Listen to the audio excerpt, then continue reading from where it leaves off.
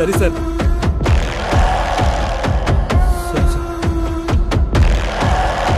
ಇವತ್ತಿಗೆ ಎಷ್ಟು ಖುಷಿ ಇದೆ. ನಿಮ್ಮದೇ ಆಗಿರ್ತಕ್ಕಂಥ ಒಂದು ಸಂಗೀತ ಲೋಕದಲ್ಲಿ ನಿಮ್ದೊಂದು ಸಾಮ್ರಾಜ್ಯ, ನೀವೇ ಒಂದು ಟ್ರೆಂಡ್ನ ಸೃಷ್ಟಿ ಮಾಡಿದ್ರಿ. ಗುಂಡಿಗಳು ಬರುತ್ತೆ, ಹಂಪ್ಗಳು ಬಂದೇ ಬರುತ್ತೆ. ಸೊ ಹಾಗಾಗಿ ಮನುಷ್ಯನ ಜೀವನನೂ ಅಷ್ಟೇ.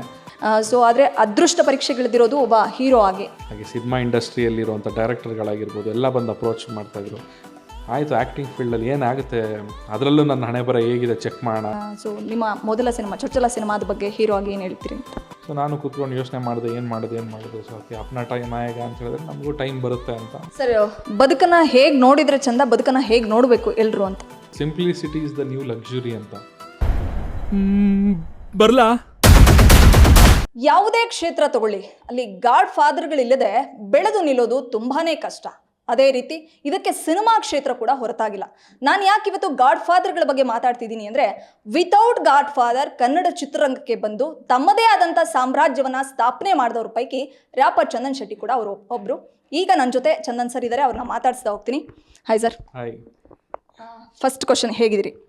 ಚೆನ್ನಾಗಿದ್ದೀನಿ, ಚೆನ್ನಾಗಿ ಆಗ್ತಾ ಇದ್ದೀನಿ. ಚಂದನ್ ಸರ್ ಬೆಳೆದು ಬಂತಂದ ಹಾದಿ ಮತ್ತು ಇವತ್ತು ನಿಂತಿರ್ತಕ್ಕಂಥ ಒಂದು ಮೇರು ಪರ್ವತ ನೋಡಿದ್ರೆ ಎಂಥವ್ರಿಗೂ ಕೂಡ ಇನ್ಸ್ಪಿರೇಷನ್, ಈವನ್ ಮೀ ಕೂಡ.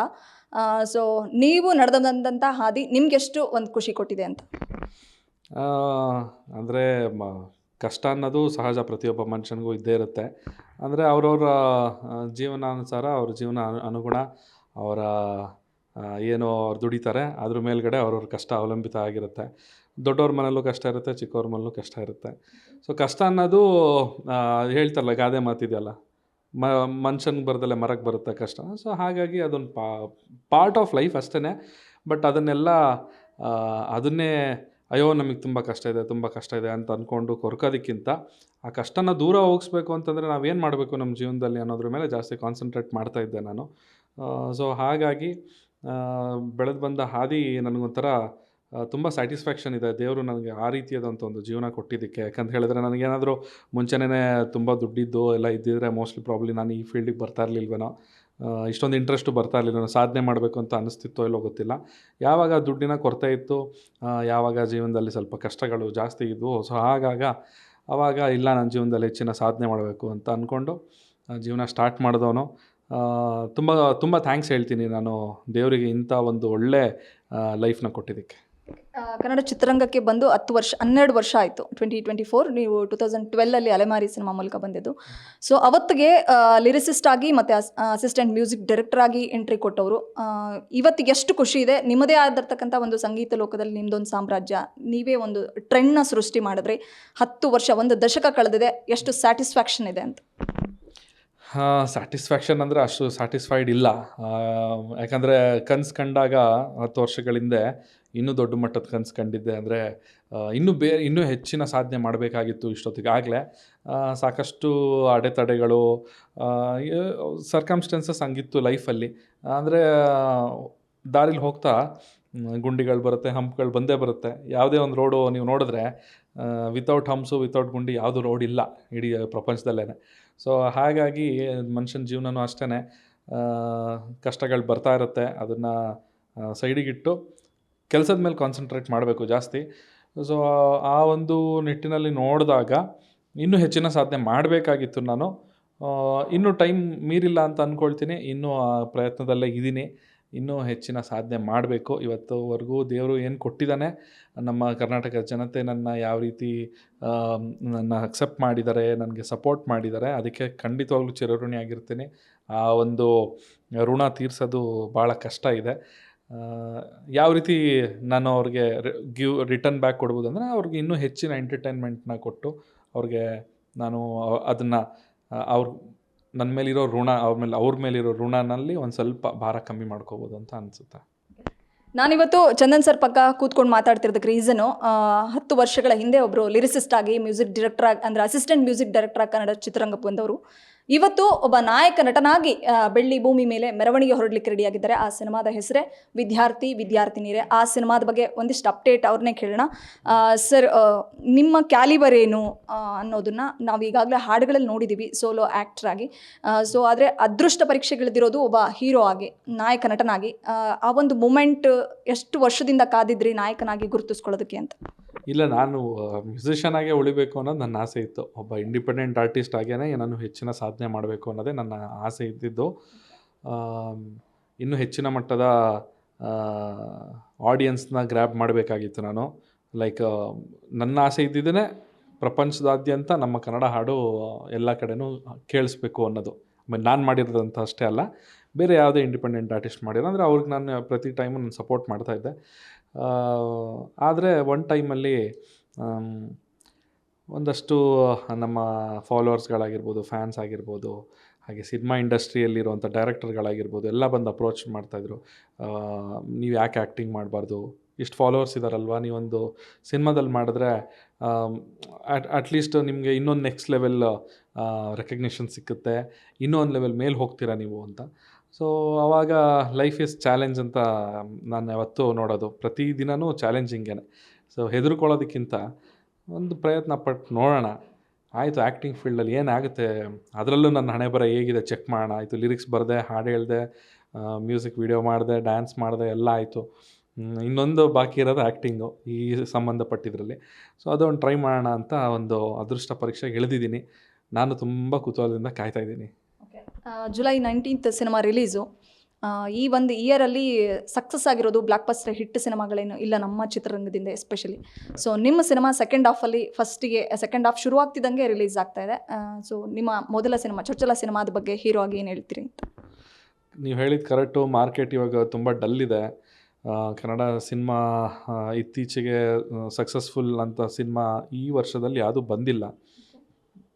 ಸೊ ಹಾಗಾಗಿ ನಾವು ಇವಾಗ ಸಿನಿಮಾ ಈ ಟೈಮಲ್ಲಿ ರಿಲೀಸ್ ಮಾಡ್ತಿರೋದು ಎಲ್ಲೋ ಒಂದು ಕಡೆ ನಮಗೂ ಕೂಡ ಒಂದು ಇದೆ. ಅಂದರೆ ಜನ ಇವಾಗ ಥಿಯೇಟರಿಗೆ ಬರ್ತಾರಾ ಇಲ್ವೋ ಅನ್ನೋದು ನಮಗೂ ಇರುವಂಥ ಒಂದು ಪ್ರಶ್ನೆ. ಯಾಕಂತ ಹೇಳಿದ್ರೆ ಇತ್ತೀಚಿನ ಪ್ರೀವಿಯಸ್ ರಿಲೀಸ್ಗಳೆಲ್ಲ ನೋಡಿದ್ರೆ ಸಿನಿಮಾ ಚೆನ್ನಾಗಿದೆ, ಆದರೆ ಥಿಯೇಟರಿಗೆ ಜನ ಬರ್ತಾಯಿಲ್ಲ ಅನ್ನೋದು ರಿವ್ಯೂ ನಮಗೆ ಜಾಸ್ತಿ ಕೇಳಿ ಬರ್ತಾ ಇರೋದು. ಬಟ್ ನಮ್ಮ ಪ್ರಯತ್ನ ನಾವು ಬಿಡಬಾರ್ದು, ನಾವು ಮಾಡ್ತಾಯಿದ್ದೀವಿ. ಪ್ರಮೋಷನ್ ಆ್ಯಕ್ಟಿವಿಟೀಸ್ ಆಗಿರ್ಬೋದು, ಹಾಗೆ ಇನ್ನೊಂದು ಟ್ರೈಲರ್ ರಿಲೀಸ್ ಮಾಡ್ತಾಯಿದ್ದೀವಿ. ಮೇ ಬಿ ಆ ಟ್ರೈಲರ್ ನೋಡಿ ಜನಕ್ಕೆ ಸಿನಿಮಾ ಹೇಗಿದೆ ಅಂತ, ಅಂದರೆ ಸಿನಿಮಾ ಹೇಗಿದೆ ಆಮೇಲೆ ನೋಡ್ಕೊಳ್ಳೋಣ ಬಿಡು, ಇದಕ್ಕೆ ಬರುತ್ತಲ್ವ ಹಿಂಗೂ OTTಗೆ ಬಂದಮೇಲೆ ನೋಡ್ಕೊಳ್ಳೋಣ ಆ ಥರ ಅಲ್ಲ. ಟ್ರೈಲರ್ ನೋಡೇ ಇಲ್ಲ ಈ ಸಿನಿಮಾ ಇಮಿಡಿಯೇಟ್ ನೋಡಬೇಕು ಅನ್ನೋ ಥರ ಅನಿಸ್ಬೇಕು ಅನ್ನೋ ಥರ ನಮ್ಮ ಡೈರೆಕ್ಟ್ರು ತುಂಬ ಪ್ರಯತ್ನಪಟ್ಟು ಇನ್ನೊಂದು ಟ್ರೈಲರ್ ಮಾಡಿದ್ದಾರೆ. ಸೈಡ್ ಬಿ ಅಂತ ಅದಕ್ಕೆ ಟ್ರೈಲರ್ಗೆ ಹೆಸರು ಕೊಟ್ಟಿದ್ದಾರೆ. ಸೊ ಆ ಟ್ರೈಲರ್ ನೋಡಾದಮೇಲೆ ಮೇ ಬಿ ನಿಮಗೆ ಸಿನಿಮಾ ನೋಡಬೇಕು ಥಿಯೇಟರ್ಗೆ ಹೋಗಿ ಅಂತ ಅನಿಸೋವಂಥ ಎಲ್ಲ ಸಾಧ್ಯತೆಗಳಿದೆ. ಅದನ್ನು ನೋಡಿ ದಯವಿಟ್ಟು ಥಿಯೇಟ್ರಿಗೆ ಬಂದು ನಮಗೆ ಸಪೋರ್ಟ್ ಮಾಡಿ. ಫಸ್ಟ್ ಟೈಮು ಆ್ಯಕ್ಟ್ ಮಾಡ್ತಾಯಿದ್ದೀನಿ. ನೀವೆಷ್ಟು ಪ್ರೋತ್ಸಾಹ ಕೊಡ್ತೀರಾ ಅಷ್ಟು ನನಗೆ ಸ್ಫೂರ್ತಿ ಇನ್ನೂ ಜಾಸ್ತಿ ಆಗುತ್ತೆ. ಇನ್ನೂ ಹೆಚ್ಚಿನ ಕೆಲಸ ಮಾಡಬೇಕು, ಇನ್ನೂ ಒಳ್ಳೊಳ್ಳೆ ಸಿನಿಮಾಗಳು ಮಾಡಬೇಕು, ಒಳ್ಳೆ ಹಾಡುಗಳು ಮಾಡಬೇಕು ಅನ್ನೋ ಒಂದು ಎನರ್ಜಿ ಬರುತ್ತೆ. ನೀವು ನನಗೆ ಎನರ್ಜಿ ಕೊಟ್ಟರೆ ನಾನು ಆ ಎನರ್ಜಿ ತೊಗೊಂಡು ನಾನು ನಿಮ್ಗೆ ವಾಪಸ್ ಅದನ್ನು ಎಂಟರ್ಟೈನ್ಮೆಂಟ್ ಮುಖಾಂತರ ನಿಮ್ಗೆ ವಾಪಸ್ ಕೊಡ್ತೀನಿ. ಅಭಿನಯದಲ್ಲಿ ನೀವೀಗ ಸ್ಟೂಡೆಂಟೇ. ಸೊ ಸಿನಿಮಾ ಕೂಡ ಅದೇ ರೀತಿ ವಿದ್ಯಾರ್ಥಿನಿ ಸ್ಟೂಡೆಂಟ್ ಮೂಲಕನೇ ಶುರುವಾಗ್ತದೆ. ಅದಕ್ಕೆ ಮುಂಚೆ ಎಲ್ಲರ ಕಾಲ ಎಳೆಯುತ್ತದೆ ಕಾಲ ಮತ್ತು ಸೂತ್ರಧಾರಿ 3 ಸಿನಿಮಾಗಳು. ಆ ಸೂತ್ರಧಾರಿಗೆ ನೀವೇ ಮ್ಯೂಸಿಕ್ ಕಂಪೋಸಿಷನ್ ಕೂಡ. 3 ಸಿನಿಮಾಗಳಲ್ಲಿ ಇದು ಫಸ್ಟ್ ಬರ್ತಿರೋದು. ಎಷ್ಟು ಖುಷಿ ಇದೆ ಸರ್. ಅಥವಾ ಈ 3 ಸಿನಿಮಾದಲ್ಲಿ ಯಾವ್ದು ಬಂದಿದ್ರೆ ತಾವು ಡೆಬ್ಯೂನಲ್ಲೇ ಪ್ರೂವ್ ಮಾಡ್ಕೊಳ್ತಿದ್ರಿ ಅಂತ ಅನ್ಸುತ್ತೆ? ಇಲ್ಲ, ನನಗೆ ಅದು ಹೇಳ್ದಂಗೆ ಅದು ಕಾಲ ಅದೇ ಕೂಡಿ ಬಂದಿದೆ. ಇದೇ ಡೆಬ್ಯೂ ಆಗಿರೋದೇ ನನಗೆ ತುಂಬ ಖುಷಿ ಆಗ್ತದೆ. ಯಾಕಂದರೆ ಇದರಲ್ಲಿ 3 ಪಾತ್ರ ಮಾಡಿದ್ದೀನಿ ನಾನು. ಒಬ್ಬ ಕ್ಯಾರೆಕ್ಟರು 3 ಡಿಫ್ರೆಂಟ್ ಶೇಡಲ್ಲಿ ಕಾಣಿಸ್ಕೊಂಡಿರೋದು. ಸೊ ಹಾಗಾಗಿ ಇದರಲ್ಲಿ ಇನ್ನೂ ಹೆಚ್ಚಿನ ಆಪರ್ಚುನಿಟಿ ಇದೆ ನನಗೆ. ಬೇರೆ ಬೇರೆ ಥರ ಆ್ಯಕ್ಟಿಂಗ್ ಮಾಡೋದು, ಯಾವ್ಯಾವ ರೀತಿ ಪಾತ್ರಗಳನ್ನ ನಾನು ನಿರ್ವಹಿಸಬಲ್ಲೆ, ಮಾಡ್ಬೋದಾ, ಇವನಿಗೆ ಆ್ಯಕ್ಟಿಂಗ್ ಬರುತ್ತಾ ಬರಲ್ವಾ ಅಂತ ತೋರಿಸ್ಬೋದು ಈ ಸಿನಿಮಾದಲ್ಲಿ. ಸೊ ಅದಕ್ಕೆ ಈ ಸಿನಿಮಾ ಬರ್ತಾ ಇರೋದೇ ನನ್ನ ಅನಿಸಿಕೆ ಪ್ರಕಾರ ಒಳ್ಳೆಯದು ಅಂತ ಅನ್ನಿಸ್ತಾ ಇದೆ. ಸೊ ಇನ್ನೆರಡು ಸಿನಿಮಾಗಳು ಇವಾಗ ಯಾವ ರೀತಿ ಇವಾಗ ರಿಲೀಸ್ ಆಗುತ್ತೆ, ಜುಲೈ 19ಕ್ಕೆ ರಿಲೀಸ್ ಆಗುತ್ತೆ. ಅದಾದಮೇಲೆ ಇನ್ನು ನೆಕ್ಸ್ಟು ಸೂತ್ರಧಾರಿನೋ ಎಲ್ಲರ ಕಾಲ ಇರ್ತಕ್ಕಲ್ಲನೋ ಅವೆರಡರಲ್ಲಿ ಇನ್ನೊಂದು ಸ್ವಲ್ಪ ಗ್ಯಾಪ್ನ ಕೊಟ್ಟು ಆಮೇಲೆ ಅವರು ರಿಲೀಸ್ ಮಾಡ್ತಾರೆ. ಮ್ಯೂಸಿಕ್ಕು ಅಂದರೆ ನೀವು ಆರಂಭದಲ್ಲೇ ಪವರ್ ಸ್ಟಾರ್ ಪುನೀತ್ ರಾಜ್ಕುಮಾರ್ ಸರ್ಗೆ ಚಕ್ರವ್ಯೂಹ ಇರಲಿ, ಪವರ್ ಇರಲಿ, ಮತ್ತು ವರದನಾಯಕ ಸುದೀಪ್ ಸರ್ಗೆ ಬಜರಂಗಿ, ಆ ಥರದ ಸಿನಿಮಾಗಳೆಲ್ಲ ಆರಂಭದಲ್ಲೇ ನಿಮಗೆ ಸಿಕ್ಕಿದ್ದು ಎಷ್ಟು ಖುಷಿ ಇದೆ. ಅನಂತರ ನೀವು ಇಂಡಿವಿಜುವಲ್ ಆಗಿ ಧ್ರುವ ಸರ್ಗೆ ಪೊಗರು ಸಿನಿಮಾ ಮಾಡ್ತೀರಿ. ಈಗ ಅಟ್ ಪ್ರೆಸೆಂಟ್ ಯಾವ್ದು ಸಿನಿಮಾ ಇದೆ ಸರ್? ಗೌರಿ ಟ್ರೆಂಡಿಂಗಲ್ಲಿದೆ, ಅದನ್ನು ಹೊರತುಪಡಿಸಿ ಬೇರೆ ಯಾವ್ದು ಸಿನಿಮಾ? ಗೌರಿಗೆ ಆ್ಯಕ್ಚುಲಿ ನಾನು ಒಂದೇ ಒಂದು ಸಾಂಗ್ ಮಾಡಿರೋದಷ್ಟೇ. ಅದರಲ್ಲಿ ಜಾಸ್ತಿ ಇಂದ್ರಜಿತ್ ಲಂಕೇಶ್ ಅವರು ಗೌರಿ ಸಿನಿಮಾಗೆ ಬಂದು ನನಗೊಂದು ಸಾಂಗ್ ಮಾಡಿ ಅಂತ ಕೇಳಿದ್ರು. ಅವರೇ ಕಾನ್ಸೆಪ್ಟ್ನ ಕೊಟ್ಟರು. ನನಗೆ ಈ ಅಪ್ನಾ ಟೈಮ್ ಆಯೇಗ ಅಂತ ಒಂದು ಹಿಂದಿಲಿ ತುಂಬ ಹಿಟ್ ಆಯಿತು ಸಾಂಗ್, ಒಂದು ರ್ಯಾಪ್ ಸ್ಟೈಲ್ ಸಾಂಗು. ಸೊ ಅದನ್ನು ಹೇಳಿದ್ರು ಈ ಥರ ನನಗೆ ಒಂದು ಸಾಂಗ್ ಬೇಕು ಅಂತ. ಸೊ ನಾನು ಕೂತ್ಕೊಂಡು ಯೋಚನೆ ಮಾಡಿದೆ ಏನು ಮಾಡೋದು. ಸೊ ಓಕೆ ಅಪ್ನಾ ಟೈಮ್ ಆಯೇಗ ಅಂತ ಹೇಳಿದ್ರೆ ನಮಗೂ ಟೈಮ್ ಬರುತ್ತೆ ಅಂತ. ಸೊ ಅದು ತುಂಬ ಕಾಮನ್ ವರ್ಡ್ ಅದು ಆ್ಯಕ್ಚುಲಿ. ಅಂದರೆ ಪ್ರತಿಯೊಬ್ಬರು ಕಾಮನ್ ಮ್ಯಾನು ಅವರು ಪಡ್ತಿರೋವಂಥ ಜೀವನ ಹೆಂಗಿರುತ್ತೆ ಅಂತ ಹೇಳಿದ್ರೆ, ಅವತ್ತು ಏನು ದುಡಿತಾರೆ ಅವತ್ತು ದುಡಿತಾರೆ, ಆ ದುಡ್ದಾದ್ಮೇಲೆ ಆ ದುಡ್ಡು ಅವತ್ತೇ ಖರ್ಚಾಗ್ಬಿಡುತ್ತೆ. ನೆಕ್ಸ್ಟ್ ದಿನ ದುಡ್ದಿದ್ದು ನೆಕ್ಸ್ಟ್ ದಿನಕ್ಕೆ ಖರ್ಚು ಮಾಡ್ಬೇಕು. ಅಂದರೆ ಆ ಥರ ಪರಿಸ್ಥಿತಿಲಿ ಇದ್ದಾರೆ ಎಷ್ಟೋ ಲಕ್ಷಾಂತರ ಕೋಟ್ಯಾಂತರ ಜನ ನಮ್ಮ ಭಾರತದಲ್ಲಿ ಇನ್ನೂ ಹಂಗೆ ಇದ್ದಾರೆ. ಸೊ ಅಂಥವರು ಪ್ರತಿ ಹಂತದಲ್ಲೂ ಏನು ಅಂದ್ಕೊಳ್ತಿರ್ತಾರೆ ಅಂತಂದರೆ, ಈ ದೊಡ್ಡವ್ರನ್ನ ನೋಡಿದಾಗ, ಈ ದೊಡ್ಡ ಮನೆಗಳು ನೋಡಿದಾಗ, ಇಲ್ಲ ಐಷಾರಾಮಿ ಕಾರ್ಗಳು ನೋಡಿದಾಗ, ನಾನು ಯಾವಾಗ ತೊಗೊಳೋದಿದು, ನಮಗೂ ಟೈಮ್ ಬರುತ್ತೆ ಬಿಡುಗರು ಒಂದು ದಿವಸ, ಆ ಟೈಮ್ ಬರುತ್ತೆ ನನಗೂ ಟೈಮ್ ಬರುತ್ತೆ ಅನ್ನೋದು it's a very common word. So ಆ ವರ್ಡ್ನ ಇಟ್ಕೊಂಡು ಸಾಂಗ್ ಮಾಡಿದ್ರೆ ಚೆನ್ನಾಗಿರುತ್ತೆ ಅಂತ ಹೇಳ್ಬಿಟ್ಟು ಸ್ಟಾರ್ಟ್ ಮಾಡಿದೆ. ಸೊ ತುಂಬ ಚೆನ್ನಾಗಿ ಆಗ್ತಾಯಿದೆ. ಆ್ಯಂಡ್ ಇವಾಗ ಇನ್ನೊಂದು ಸಿನಿಮಾ ಬಂದು GST ಅಂತ ಸುಜನ್ ಲೋಕೇಶ್ ಅವರು ಡೈರೆಕ್ಟ್ ಮಾಡಿ ಆ್ಯಕ್ಟ್ ಮಾಡಿರುವಂತಹ ಸಿನಿಮಾ GST ಅಂತ. ಆ ಸಿನಿಮಾಗೆ ಕಂಪ್ಲೀಟ್ ಬ್ಯಾಕ್ಗ್ರೌಂಡ್ ಸ್ಕೋರಿಂಗ್ ಹಾಗೂ ಸಾಂಗ್ ಫುಲ್ ಎಲ್ಲ ನಾನೇ ಮಾಡಿದ್ದೀನಿ. ಅದು ಬಿಟ್ಟರೆ ಇವಾಗ ಇಂಡಿಪೆಂಡೆಂಟಾಗಿ ಒಂದಷ್ಟು ಸಾಂಗ್ಗಳನ್ನ ಮಾಡ್ತಾಯಿದ್ದೀನಿ, ಅಷ್ಟೇ ನಡೀತದೆ. ಸರ್, ಇವಾಗ ನೀವು ಹೇಳಿದ್ದಕ್ಕೆ ಕೇಳ್ತಿದ್ದೀನಿ ಕ್ವಶನು. ಅಂದರೆ ನೀವು ಯಾವತ್ತು ನನಗೂ ಟೈಮ್ ಬರುತ್ತೆ ಅಂತ ಅಂದ್ಕೊಂಡಿದ್ದು, ಮನೆ ತೊಗೊಳಕ್ಕಿರಲಿ, ಕಾರ್ ತೊಗೊಳಕ್ಕಿರಲಿ, ಬಹುಶಃ ಆರಂಭದಲ್ಲಿ ಬೆಂಗಳೂರಲ್ಲಿ ಮನೆ ಇರಲಿಲ್ಲ ಅಂತ ಕಾಣುತ್ತೆ, ನನಗೆ ಗೊತ್ತಿಲ್ಲ, ಹೆಚ್ಚಿನ ಇನ್ಫಾರ್ಮೇಷನ್ ಇಲ್ಲ. ಮನೆ, ಕಾರು ಎಲ್ಲ ಹೊಸದಾಗಿ ಶುರು ಮಾಡಬೇಕಾದ್ರೆ ನನಗೂ ಟೈಮ್ ಬರಬೇಕು ಅಂತ ಎಕ್ಸ್ಪೆಕ್ಟ್ ಮಾಡಿದ್ದು ಎಷ್ಟನೇ ವರ್ಷದಲ್ಲಿ ಅಂತ? ನಾವು ಯಾವಾಗ ಬೆಂಗಳೂರಿಗೆ ಕಾಲಿಟ್ಟಾಗಿಂದನೂ ಅದೇ 2010ನೇ ಇಸ್ವಿಗೆ ಬಂದಿದ್ದು ಬೆಂಗಳೂರಿಗೆ. 2010ರಿಂದನೂ ನಮಗೂ ಟೈಮ್ ಬರುತ್ತೆ ಅಂತ ಅಂದ್ಕೊಂಡು ಒಂದು 6 ವರ್ಷ ಸೈಕಲ್ ಹೊಡೆದು ಆಮೇಲೆ 3 ಪೆಗ್ ಬಂತು. ಆ 3 ಪೆಗ್ ಬಂದಾಗ ನಮ್ಮ ಟೈಮ್ ಬಂತು ಅವಾಗ. ಈಗ ಅದೇ 3 ಪೆಗ್ ಥರದ ಸಾಂಗನ್ನು ಎಲ್ಲರೂ ಎಕ್ಸ್ಪೆಕ್ಟ್ ಮಾಡ್ತಾರೆ. ಆ ಜಾನರ್ ಅಲ್ಲದೆ ಹೋದರೂ ಅಷ್ಟು ಬ್ಲಾಕ್ ಬಸ್ಟರ್ ಹಿಟ್ ಸಾಂಗುಗಳು ಎಕ್ಸ್ಪೆಕ್ಟ್ ಮಾಡ್ತಿದ್ದಾರೆ. ಸೊ ಇವಾಗ ನೀವು ಆಲ್ರೆಡಿ ಪ್ರೂವ್ ಮಾಡಿದ್ದಾಗಿತ್ತು, ಯಾವತ್ತೋ ಪ್ರೂವ್ ಮಾಡಿದ್ದೀರಾ ನಿಮ್ಮ ಕ್ಯಾಲಿಬರ್ ಏನು ಅಂತ. ಬಟ್ ಈಗ ಸೆಕೆಂಡ್ ಇನ್ನಿಂಗ್ಸ್ ಅಂತಾರಲ್ಲ, ಆ ಥರದ್ದು ಒಂದು ಸಿಚುಯೇಷನ್ ಇದೆ ನಿಮ್ಮ ಲೈಫಲ್ಲಿ. ಸೊ ಹೇಗಿರುತ್ತೆ ಸರ್ ಸೆಕೆಂಡ್ ಇನ್ನಿಂಗ್ಸ್? ಹೆಂಗೆ ಬರ್ತೀರಿ? ಯಾವ ಸಾಂಗ್ ಮೂಲಕ ಬರ್ತೀರಿ? ನಂಗಿರೋದು ಅದೇ ಖಾಲಿ ಖಾಲಿ ಅಂತ ಒಂದು ಸಾಂಗ್ ಇದೆ, ಇನ್ನೊಂದಿದೆ ಅಂತಂದರೆ ಅದು ಯಾವುದು ಅಂತ ನೀವೇ ಹೇಳೋದಾದ್ರೆ. ಇವಾಗ ನೆಕ್ಸ್ಟು ಒಂದು ಕಾಟನ್ ಕ್ಯಾಂಡಿ ಅಂತ ಒಂದು ಸಾಂಗ್ ಮಾಡಿದ್ದೀನಿ ಮದನಿಕಾ ಅಂತ ಒಂದು ಸಿನಿಮಾಗೆ. ರಾಗಿಣಿಯವರು ಅದರಲ್ಲಿ ಹೀರೋಯಿನ್ ಆಗಿದ್ದಾರೆ. ಸೊ ಆ ಸಾಂಗ್ ಇವಾಗ ನೆಕ್ಸ್ಟ್ ಬರುತ್ತೆ. ಇವಾಗ ನನ್ನ ಹಾಡು ನೆಕ್ಸ್ಟ್ ನಾನು ವಿಜುವಲಲ್ಲಿ ಇರೋವಂಥ ಹಾಡು ನೆಕ್ಸ್ಟ್ ಬರ್ತಾ ಇರೋದು ಕಾಟನ್ ಕ್ಯಾಂಡಿ. ಅದಾದಮೇಲೆ ಮೇ ಬಿ ಒಂದು ಸ್ವಲ್ಪ ಗ್ಯಾಪಲ್ಲಿ ಖಾಲಿ ಖಾಲಿ ಅಂತ ಒಂದು ಸಾಂಗು. ಅದನ್ನು ಶೂಟ್ ಮಾಡೋಕ್ಕೆ ಸ್ವಲ್ಪ ನಾನು ಆಲ್ ಓವರ್ ಇಂಡಿಯಾ ಟ್ರಾವೆಲ್ ಮಾಡಬೇಕಾಗಿದೆ. ಸೊ ಹಾಗಾಗಿ ಅದಕ್ಕೆ ಟೈಮ್ ಕರೆಕ್ಟಾಗಿ ಸಿಗ್ತಾ ಇಲ್ಲ. ಆಲ್ಮೋಸ್ಟ್ ಒಂದು 2 ತಿಂಗಳು ಟ್ರಾವೆಲ್ ಪ್ಲ್ಯಾನ್ ಮಾಡಿದ್ದೀನಿ. ಸೊ ಗೊತ್ತಿಲ್ಲ, ಒಟ್ಟಿನಲ್ಲಿ ಹೀರೋಯಿನ್ ಇರಲ್ಲ ಅಂತ ಅಂದ್ಕೊಳ್ತೀನಿ. ಅದು ಸ್ವಲ್ಪ ಈ ತತ್ವ ಪದಗಳು ಬರುತ್ತಲ್ವ, ಸೊ ಆ ಥರ ಸ್ಟೈಲಲ್ಲಿ ಮಾಡಿದ್ದೀನಿ. ಆದರೆ ನನ್ನ ಲೈಫಲ್ಲಿ ಆಗಿರೋ ಎಕ್ಸ್ಪೀರಿಯನ್ಸ್ಗಳನ್ನೆಲ್ಲ ಒಂದಷ್ಟು ಪದಗಳಲ್ಲಿ ಬರೆದು ಮಾಡಿಟ್ಟಿದ್ದೀನಿ. ಸರ್, ಬದುಕನ್ನು ಹೇಗೆ ನೋಡಿದರೆ ಚಂದ, ಬದುಕನ್ನು ಹೇಗೆ ನೋಡಬೇಕು ಎಲ್ಲರೂ ಅಂತ? ಬದುಕನ್ನು ತುಂಬ ಸಿಂಪಲಾಗಿ ನೋಡೋದು ಒಳ್ಳೆಯದು. ನಾನು ಮೊನ್ನೆ ನನ್ನ ತಲೆಯಲ್ಲಿ ಒಂದು ಲೈನ್ ಬಂತು, simplicity is the new luxury ಅಂತ. ಇವಾಗ ಸಿಂಪಲ್ ಆಗಿರೋದೇ ಲಕ್ಸುರಿ. ಇವಾಗ ಐಷಾರಾಮಿ ಜೀವನ ಎಲ್ಲರಿಗೂ ಇಷ್ಟ. ಅದಕ್ಕೋಸ್ಕರನೇ ಎಲ್ಲ ಪ್ರತಿಯೊಬ್ಬ ದಿನ ದುಡಿತಾ ಇರೋದು, ಹೋರಾಟ ಮಾಡ್ತಾ ಇರೋದು. ಅಂದರೆ ಎಲ್ಲರಿಗಿಂತ ನಾನು ರಿಚ್ ಆಗಿರಬೇಕು, ಎಲ್ಲರಿಗಿಂತ ನಾನು ಜಾಸ್ತಿ ಶ್ರೀಮಂತನಾಗಿರಬೇಕು ಅನ್ನೋದು ಎಲ್ಲರೂ ಪ್ರತಿಯೊಬ್ಬರೂ ಆಸೆ ಆಗಿರುತ್ತೆ. ಖಂಡಿತ ಆಸೆ ಒಳ್ಳೆಯದೇ, ಇಲ್ಲ ಅಂತಲ್ಲ. ಬಟ್ ಅದು ಜಾಸ್ತಿ ಆಗಬಾರ್ದು. ಒಂದು ಲೆವೆಲ್ವರೆಗೂ ಜೀವನ ನಡೆಸೋಕ್ಕೆ ಆ್ಯಂಡ್ ಅವರ ಆಸೆಗಳನ್ನ ತೀರಿಸ್ಕೊಳ್ಳೋಕೆ ಎಷ್ಟು ದುಡಿಬೇಕು ಅಷ್ಟು ದುಡಿದ್ರೆ ಒಳ್ಳೆಯದು. ಅದನ್ನು ಮೀರಿ ಈ ದುಡ್ಡನ್ನ ಅಕ್ಯುಮುಲೇಟ್ ಮಾಡ್ತಾರಲ್ಲ, ಸೊ ಅದು ಎಲ್ಲೋ ಒಂದು ಕಡೆ ನನಗೆ ಅದು ವೇಸ್ಟ್ ಆಫ್ ಟೈಮ್ ಅಂತ ಅನಿಸುತ್ತೆ. ಯಾಕಂತ ಹೇಳಿದ್ರೆ ಹೋಗೋ ಟೈಮಲ್ಲಿ ಯಾರು ಏನೂ ತೊಗೊಂಡೋಗೋಕ್ಕೆ ಸಾಧ್ಯನೇ ಇಲ್ಲ. ಎಲ್ಲ ಬಿಟ್ಟೋಗ್ಬಿಡ್ಬೇಕು. ನೀನು ಅಪ್ಪಿತಪ್ಪಿ ಆರೋಗ್ಯ ತಪ್ಪಿತು ಅಂತ ಹೇಳಿದ್ರೆ ನೀನು ಎಷ್ಟೇ ಕೋಟಿ ಇಟ್ಟಿರೋ ಡಾಕ್ಟ್ರೇ ಉಳಿಸ್ಕೊಳಕ್ಕಾಗಲ್ಲ ಅಂತಂದಾಗ, so it's of no use. Actually ನಾವು ಹೆಂಗಂತ ಹೇಳಿದ್ರೆ ದುಡ್ಡು ಹಿಂದೆ ಓಡ್ತಾ ಇದ್ದೀವಿ ಎಲ್ಲರೂ. ಅದ್ರ ಮಧ್ಯದಲ್ಲಿ ನಮ್ಮ ಈ ಫ್ಯಾಮಿಲಿ ಒಂದು ಸಂಬಂಧಗಳನ್ನೆಲ್ಲ ಮರ್ತು ಹೋಗ್ಬಿಟ್ಟಿದ್ದಾರೆ. ಎಲ್ಲ ಕಂಪ್ಲೀಟಾಗಿ ಎಲ್ಲ ಮರ್ತ್ಬಿಟ್ಟಿದ್ದಾರೆ ಇವಾಗ. ಮುಂಚೆ ಆಗಿರೆ ದೊಡ್ಡಪ್ಪ ಚಿಕ್ಕಪ್ಪ ಅತ್ತೆ ಎಲ್ಲರೂ ಇರೋರು. ಈಗ ಯಾರಿದ್ದಾರೆ ಇವಾಗಿರೋದೇ ಒಂದು ಮಗು ಮಾಡ್ಕೊಳ್ತಾರೆ, ಮ್ಯಾಕ್ಸಿಮಮ್ ಅಂತ ಹೇಳಿದ್ರೆ 2 ಮಾಡ್ಕೊಳ್ತಾರೆ. ಒಬ್ಬ ದೊಡ್ಡಪ್ಪ ಇರ್ತಾನೆ, ಇಲ್ಲ ಒಬ್ಬ ಚಿಕ್ಕಪ್ಪ ಇರ್ತಾನೆ, ಬಿಟ್ಟರೆ ಯಾರೂ ಇರೋದಿಲ್ಲ ಇವಾಗ. ಸೊ ಮುಂಚೆ ಇದ್ದ, ಇವಾಗ ನಮಗೆ ನಮ್ಮ ಜನ್ರೇಷನ್ನೇ ಲಾಸ್ಟ್ ಅನಿಸುತ್ತೆ. ಇವಾಗ ನಾವು ಅಂದರೆ ನಮ್ಮ ಅತ್ತೆ ಮನೆಗೆ ಹೋಗೋಣ, ನಮ್ಮ ಚಿಕ್ಕಪ್ಪನ ಇನ್ನೊಬ್ರು ಮನೆಗೆ ಹೋಗೋಣ ಅಂತಾರೆ. ಇಲ್ಲ ಅಂತ ಹೇಳಿದ್ರೆ ನಮ್ಮ ಇನ್ನೊಬ್ಬರು ಅವರು ನಮ್ಮ ನೆಂಟರುಗಳ ಮನೆಗೆ ಹೋಗೋಣ ಅಂತ. ಸೊ ಇವಾಗ ಅದು ಯಾವುದೂ ಇಲ್ಲ ಇವಾಗ. ಸೊ ಆ ಮಗು ಒಂದು ಹುಟ್ಟುತ್ತೆ, ಅವನೇನು ಅವನ ಲೈಫಲ್ಲಿ ಏನು ಎಂಜಾಯ್ ಮಾಡಬೇಕು ಅದನ್ನ ಮಾಡ್ತಾನೆ, ಆಮೇಲೆ ಭೂಮಿ ಬಿಟ್ಟು ಹೋಗ್ತಾನೆ. ಸೊ ಇದು ಕಾಲ ಹಂಗೆ ಚಲಿಸ್ತಾ ಇದೆ. ಸೊ ನಾವೇನು ಪ್ಲ್ಯಾನ್ ಮಾಡೋಕ್ಕಾಗೋದಿಲ್ಲ. ಸೊ ಲೈಫ್ನ ಹೆಂಗೆ ನೋಡಬೇಕು ಅಂತ ಹೇಳಿದ್ರೆ ಗೋ ವಿತ್ ದ ಫ್ಲೋ. ಹೆಂಗೆ ನಡ್ಕೊಂಡು ಹೋಗ್ತಿದೆ ಹಂಗೆ ನಡ್ಕೊಂಡು ಹೋಗಿ ಒಳ್ಳೆತನ ಕಾಪಾಡ್ಕೊಳ್ಳಿ. ಇನ್ನೊಬ್ರಿಗೆ ಇನ್ನೊಬ್ರು ಬೆಳವಣಿಗೆನ ನೋಡಿ ಹೊಟ್ಟೆ ಹೊರ್ಕೊಳ್ಳೋದು, ಅವ್ನು ಬೆಳೆದ್ಬಿಟ್ನಲ್ಲ ಅಂತಂದ್ಬಿಟ್ಟು ಅವನ್ನ ತುಳಿಯೋದಕ್ಕೆ ಪ್ಲ್ಯಾನ್ ಮಾಡೋದು.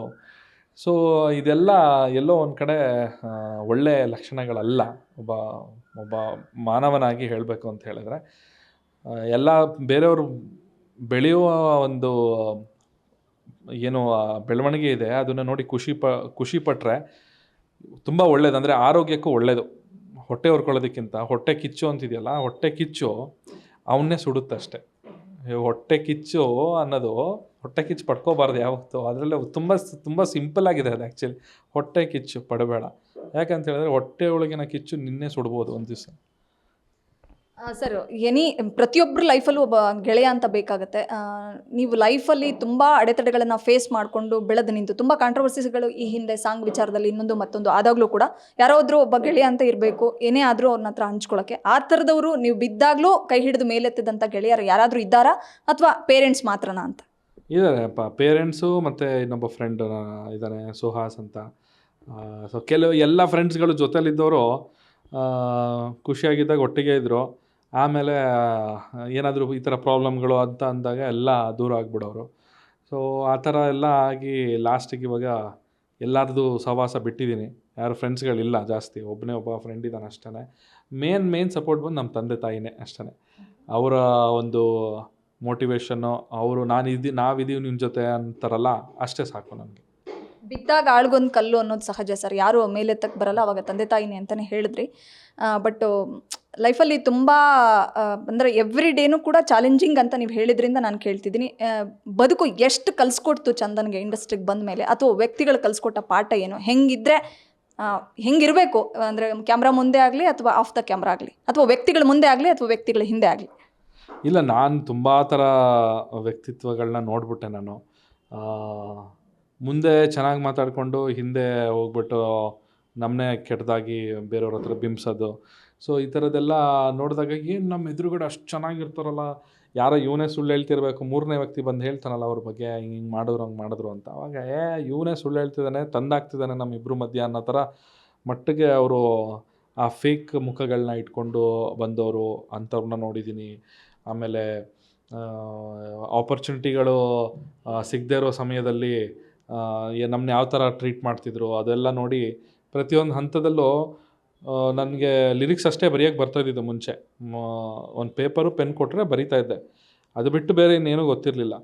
ಸೊ ಅದಾದಮೇಲೆ ಪ್ರತಿಯೊಂದು ಹಂತದಲ್ಲೂ ಇಲ್ಲ, ನಾನು ಇನ್ನೂ ಹೆಚ್ಚಿನ ಕಲಿಬೇಕು ನಾನು ಅಂತೇಳ್ಬಿಟ್ಟು ನನ್ನ ಟೈಮ್ನ ಕಲಿಕೆ ಮೇಲೆ ನಾನು ಸ್ಪೆಂಡ್ ಮಾಡಿದೆ.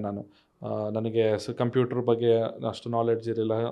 ಒಂದು ಕಂಪ್ಯೂಟ್ರು ನಮ್ಮ ಫ್ರೆಂಡ್ ಹತ್ರ ತೊಗೊಂಡು ಅದರಲ್ಲಿ ಸಾಫ್ಟ್ವೇರ್ಗಳನ್ನ ಹಾಕ್ಕೊಂಡು ಬೇರೆ ಹತ್ರ ನಮ್ಮ ಅರ್ಜುನ್ ಜನ್ಯ ಸರು ನಮ್ಮ ಗುರುಗಳು, ಸೊ ಅವರೊಂದಷ್ಟು ಹೇಳಿಕೊಟ್ರು. ಆಮೇಲೆ ನಮ್ಮ ಇನ್ನೂ ತುಂಬ ದೊಡ್ಡ ಫ್ರೆಂಡ್ ಸರ್ಕಲ್ಸ್ ಅಂದರೆ ಮ್ಯೂಸಿಷಿಯನ್ಸ್ ಫ್ರೆಂಡ್ಸ್ಗಳ ಹತ್ರ ಎಲ್ಲ ಹೋಗೋದು, ಕೇಳೋದು, ಹೆಂಗೆ ಮ್ಯೂಸಿಕ್ ಕಂಪೋಸ್ ಮಾಡೋದು ಹೆಂಗೆ ಅಂತೆಲ್ಲ ಕೇಳಿ ನೋಡಿ ಕಲಿತು ಆ ನೆಗೆಟಿವ್ನೆಲ್ಲ ಸೈಡಿಗೆ ಇಟ್ಬಿಟ್ಟೆ. ನಾನು ಆಡ್ಕೊಂಡು ನಗೋರ್ನೆಲ್ಲ ಬಿಟ್ಬಿಟ್ಟೆ. ಅದರಿಂದ ಏನೂ ಪ್ರಯೋಜನ ಇಲ್ಲ ಅಂತ ಗೊತ್ತಾಗೋಯ್ತು. ಅವ್ರ ಮೇಲೆ ನಾವು ಜಾಸ್ತಿ ಕಾನ್ಸಂಟ್ರೇಟ್ ಮಾಡಿದ್ರೆ ನನ್ನ ಜೀವನದಲ್ಲಿ ಏನೂ ಅಚೀವ್ ಮಾಡೋಕ್ಕಾಗಲ್ಲ ಅಂತ ಅಂದ್ಬಿಟ್ಟು ಎಲ್ಲ ನನ್ನ ಟೈಮ್ನ ನಾನು ಕಲಿಕೆ ಮೇಲೆ ಹಾಕಿದೆ. ಚೆನ್ನಾಗಿ ಕಲ್ತ್ಕೊಂಡೆ. ಮ್ಯೂಸಿಕ್ ಮಾಡೋದು ಹೆಂಗೆ, ಕೀಬೋರ್ಡ್ ಪ್ಲೇ ಮಾಡೋದು ಹೆಂಗೆ, ಗಿಟಾರ್ ಪ್ಲೇ ಮಾಡೋದು ಹೇಗೆ, ಹಾಡೋದು ಹೇಗೆ, ರೆಕಾರ್ಡ್ ಮಾಡೋದು ಹೇಗೆ. ಸೊ ನನ್ನ ಟೈಮ್ನ ಅದ್ರ ಮೇಲೆ ಸ್ಪೆಂಡ್ ಮಾಡಿದೆ. ಸೊ ನನ್ನ ಸಾಂಗ್ನ ನಾನೇ ಬರೆಯೋಕ್ಕೆ ಸ್ಟಾರ್ಟ್ ಮಾಡಿದೆ, ನಾನೇ ಹಾಡೋಕ್ಕೆ ಸ್ಟಾರ್ಟ್ ಮಾಡಿದೆ, ಅದಕ್ಕೆ ಮ್ಯೂಸಿಕ್ ಮಾಡೋಕ್ಕೆ ಸ್ಟಾರ್ಟ್ ಮಾಡಿದೆ. ಸೊ ಅಷ್ಟೇ, ಈ ಫಾರ್ಮುಲಾನೇ ಎಲ್ಲರೂ ಫಾಲೋ ಮಾಡಬೇಕಾಗಿರೋದೇ. ಒಂದು ನೆಗೆಟಿವ್ನ ಬಿಡಿ, ನೀವೇನು ಮಾಡಬೇಕಾದ್ರೆ ಅದನ್ನ ಮೇಲೆ ಮಾತ್ರ ಕಾನ್ಸಂಟ್ರೇಟ್ ಮಾಡಿ. ಬೈಯೋರು, ತೆಗಳೋರು, ಆಡ್ಕೊಂಡು ನಗೋರು 1,00,000 ಜನ ಇರಲಿ ನಿಮ್ಮ ಹಿಂದೆ, ತಿರುಗೇ ನೋಡಬೇಡಿ ಅವ್ರನ್ನ. ಮುಂದೆ ನಿಮ್ಮ ಗುರಿ ಮಾತ್ರ ನೋಡಬೇಕಷ್ಟೆ. ಕಮೆಂಟ್ ಮಾಡೋರ ಬಗ್ಗೆ ನಾನು ಮಾತಾಡಲ್ಲ, ಕರ್ಮಕ್ಕೆ ಬಿಡ್ತೀನಿ. ಯಾಕಂದರೆ ನಾನೇ ಮಾತಾಡ್ಬಿಟ್ರೆ ಕರ್ಮ ಏನು ಕೆಲಸ ಮಾಡಲ್ಲ ಅಂತ ಹೇಳಿದ್ರಿ. ನಮ್ಮ ಚಾನಲ್ ಟು ಕೆಡ್ದಾಗ ಕಮೆಂಟ್ ಮಾಡುವಂಥ ನೆಟ್ಟಿಗರಿಗೆ ಏನು ಹೇಳ್ತೀರಿ ಅಂತ? ಅಷ್ಟೇ, ನಾನೇನು ಹೇಳೋಕ್ಕೋಗಲ್ಲ. ಮಾಡಲಿ ಅವ್ರ ಖುಷಿ, ಅವ್ರಿಗೆ ಅದರಲ್ಲೇ ಸಂತೋಷ ಸಿಗ್ತಾ ಇದೆಯಾ, ಆ ವಿಕೃತದಲ್ಲೇ ಸಂತೋಷ ಸಿಗ್ತಾ ಇದೆ, ಅದೂ ಖುಷಿನೇ. ಅಟ್ಲೀಸ್ಟ್ ಹೆಂಗೋ ನನ್ನಿಂದ ಅವರು ಹೆಂಗೋ ಒಟ್ನಲ್ಲಿ ಖುಷಿಯಾಗಿದ್ದಾರಲ್ವಾ, ಅದೇ ನನ್ನ ಖುಷಿ ಅಷ್ಟೇ.